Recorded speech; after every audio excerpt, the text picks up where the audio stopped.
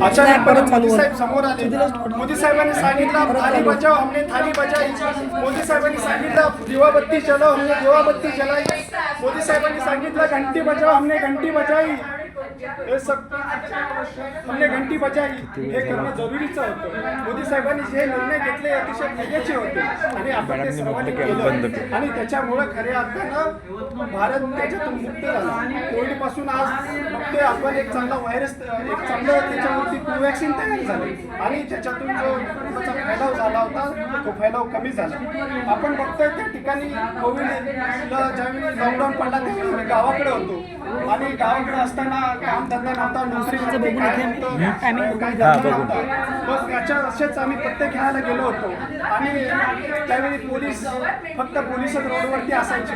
Police बाहेर गेलं तर मारायचे, काठीनं शेकून काढायचे आणि एके दिवशी आम्ही पत्ते खेळत असताना पोलीस आले आणि त्यांना बातमी दिली की पोरं पत्त्या खेळत आहेत. आम्ही पत्त्या खेळत होतो आणि आम्हाला समजलं पोलीस आले. आम्ही हातामध्ये चप्पल घेतले, आम्ही पळू लागलो. पोलीस आमच्या मागं, आम्ही पुढं ढेकळातनं लहानापणातनं काट्याकुटातनं पळू लागलो आणि शेवटी काय पोलीस काय कोणाला पळायला 48ला हे बंद झालं. आम्हाला त्यांनी धरलं, आम्हाला सुद्धा मारलं की तुम्ही काम खेळताय तुम्ही पत्ते खेळताय. सारा देश लॉकडाऊन मध्ये झगडतोय, लोकांना अन्न नाही, लोकांना पाणी नाही, तुम्ही पत्ते खेळताय, तुम्हाला पत्ते सुद्धा म्हणायला लागले. आम्ही म्हटले साहेब आता काय करणार, कामधंदा नाही, लॉकडाऊन पडलं, शहरात नोकरी होती, नोकरी गेली, आता काय झालं बसून तर काय करणार घरात. आम्ही साहेबांना विनंती केली साहेब सोडा आता एवढे पोते आम्हाला माफ करा, आम्हाला माफी द्या. मग परत आम्ही साहेबांना माफी मागितली, साहेबांकडून माफी घेतली, आम्हाला पोलिसांनी सोडून दिले आणि त्यांनी आम्हाला रिक्वेस्ट केली की तुम्ही पत्ते काय खेळू नका.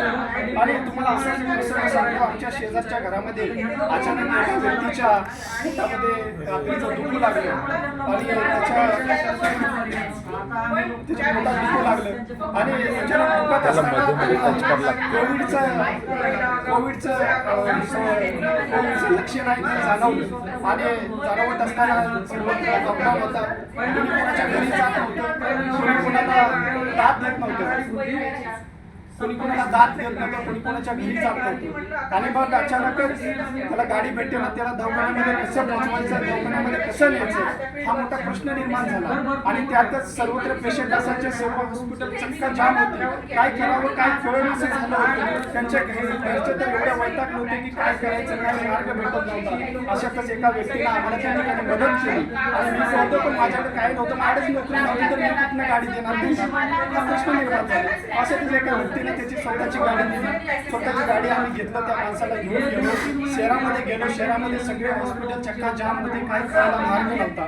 आणि मग अशातच एक आम्ही कॉल केले, इकडे कॉल केलं, तिकडे मंत्र्याला कॉल केलं, आमदारांना जे नेते होते त्यांना कॉल केलं. अशातच सगळा वेळ निघून गेला आणि 5-6 दिवस निघून गेले, परंतु आम्हाला अद्याप त्या काळामध्ये भेट भेटता नाही. त्या व्यक्तीनं कसं अंगावरती 5-6 दिवस काढले आणि अचानक इकडे दिवशी आम्ही कराड या ठिकाणी हॉस्पिटल आहे तिथे कॉल केला. तिथे कॉल केल्यानंतर आम्हाला बेड मिळाला.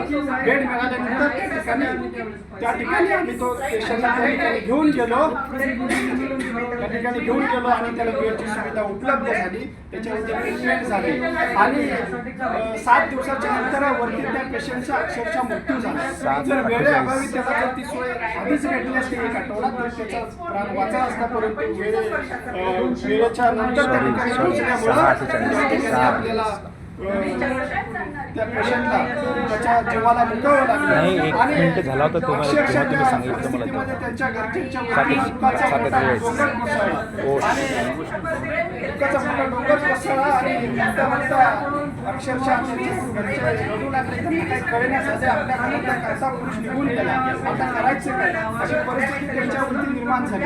आणि मग अक्षरशः ते जे प्रेत होतं त्यांच्या घरच्यांना बघायला सुद्धा मिळाले नाही 6 दिवसाच्या त्या टाईममध्ये.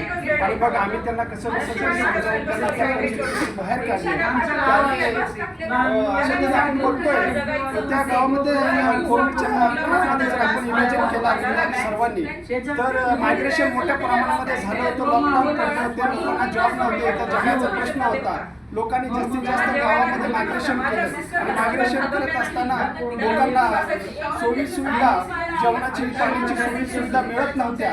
लोकांना स्टेशनवरती, बस स्टँडवरती काही दिवस काढावे लागले आणि त्या ठिकाणी ज्या सेवाभावी संस्था आहेत, समाजभावी संस्था आहेत, त्या संस्थांनी सुद्धा त्या ठिकाणी मदत केली. आणि मग ती मदत होत असताना त्यामध्ये काही लोक समाजसेवक सुद्धा होते. त्यांनी स्वतःचे स्टॉल मांडले, स्वतःच्या स्टॉलच्या माध्यमातून त्यांना सोयी सुविधा देण्याचं काम केलं. आणि मग पुढे वेळ निघून गेली आणि पुढे आपण बघतोय कोविडच्या माध्यमातून कोविड काय फायदे झाले, काय तोटे झाले.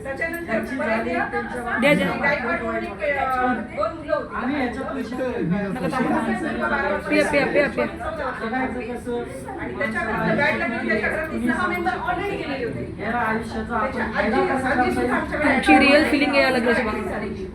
त्याचे वडील माझ्याकडे आले म्हणले, मॅडम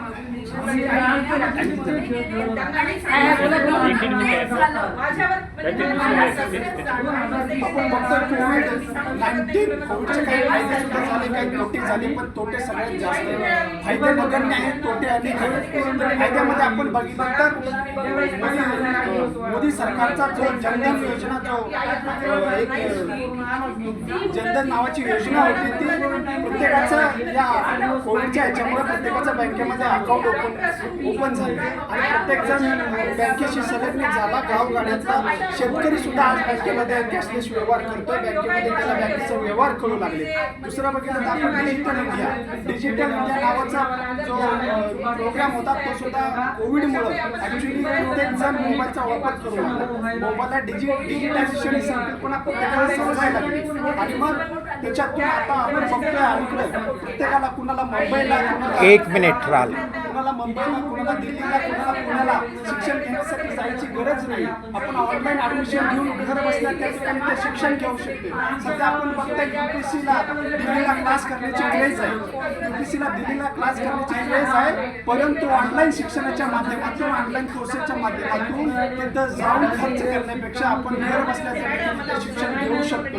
हे कोविडमुळे शक्य झालं. हा फायदा आपण कोविडमुळे झाला असं म्हणू शकत नाही, पण हे काय म्हणतो आपण, adversity comes with opportunity. Adversity comes with opportunity. त्याच्यातून झालेली ही एक मोठी संधी आहे आणि त्याच्यातून झालेली ही क्रांती आहे असं म्हणावं लागेल. आणि त्याच्यातून भरपूर लोकांच्या नोकऱ्या गेल्या, लोकांना निवारे भेटले नाही. परिस्थिती आली, लोकांच्या नोकऱ्या गेल्या, लोकांना घरे भेटली नाही, लोकांना घरी सुद्धा येऊन त्या परिस्थितीमध्ये भेटली नाही. एवढंच मी या निमित्तानं सांगतो आणि माझं 2 शब्द मी थांबवतो. धन्यवाद. एक नंबर.